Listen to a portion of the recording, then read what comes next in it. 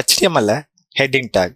Heading take எங்கெல்லாம் நம்ம insert பண்ணலாம், எப்படி இருக்கும், அந்த ஹெட்டிங் டேக்கை எப்படி நம்ம ஒரு எலமெண்ட்குள்ளே டைப் பண்ணலாம் அப்படின்ற விஷயத்த நம்ம இப்போ பார்க்கலாம். ஓகேங்களா? ஸோ பேசிக்காக I take this amount website. இப்போ kashu.comனு ஒரு வெப்சைட் நான் டேக் ஓவர் பண்ணியிருக்கேன். இந்த வெப்சைட்டில் சமோன் ஹெட்டிங் இருக்குது. ஓகேவா? பேசிக்காக பார்த்தீங்கன்னா இது ஒரு கண்டெய்னர். இந்த கண்டெய்னருக்கு இங்கே ஒரு ஆன்லைன் இன்டர்ன்ஷிப்னு ஒரு ஹெட்டிங் ஒன்று கொடுத்துருக்காங்க. அடுத்த ஒரு கண்டெய்னர் ஒன்று இன்சர்ட் பண்ணியிருக்காங்க. இது ஒரு கண்டெய்னர். இந்த கண்டெய்னருக்கு இது ஒரு ஹெட்டிங் ஒன்று கொடுத்துருக்காங்க.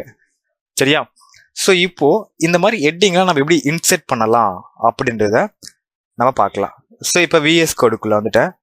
இந்த விஎஸ் கோடுக்குள்ளே பேசிக் HTML டேக் ஒர்க் பண்ணிக்கிட்டேன். ஸோ இதில் பார்த்தீங்கன்னா H1 அப்படின்னு சொல்லிட்டு ஒரு ஹெட்டிங் டேக்ஸ் இருக்கு. ஓகேவா?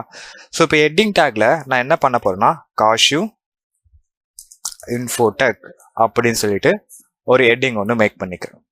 இதை சேவ் பண்ணிட்டு நான் ரன் பண்ணி பார்த்தீங்கன்னா எனக்கு ஒரு ஹெட்டிங் டேக் ஒன்று கிடைச்சிருக்கும், காஷு இன்ஃபோடெக் சொல்லிட்டு. ஓகேவா? ஸோ இப்போ பார்த்தீங்கன்னா ஒரு வெப்சைட்ல இந்த ஒரு ஸ்டைலில் மட்டும் தான் ஒரு ஹெட்டிங் டேக் இருக்குமா, இந்த ஒரு சைஸ்ல மட்டும் தான் ஒரு ஹெட்டிங் டேக் இருக்குமாலாம் இல்லை. அஃப்கோர்ஸ் டிஃப்ரெண்ட் சைஸ்ல இருக்கு.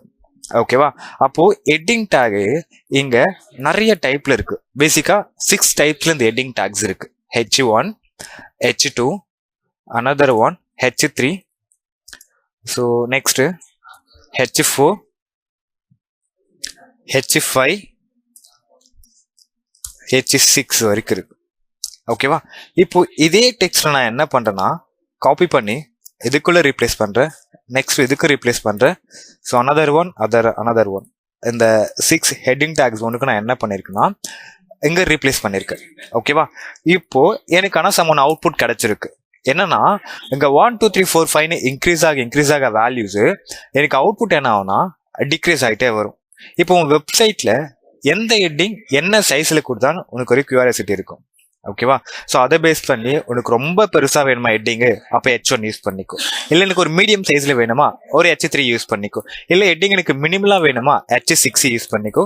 உனக்கு எந்த சைஸ்ல ஹெட்டிங் வேணுமோ அந்த சைஸ் ஆஃப் தி ஹெட்டிங் நீ யூஸ் பண்ணிக்கலாம்.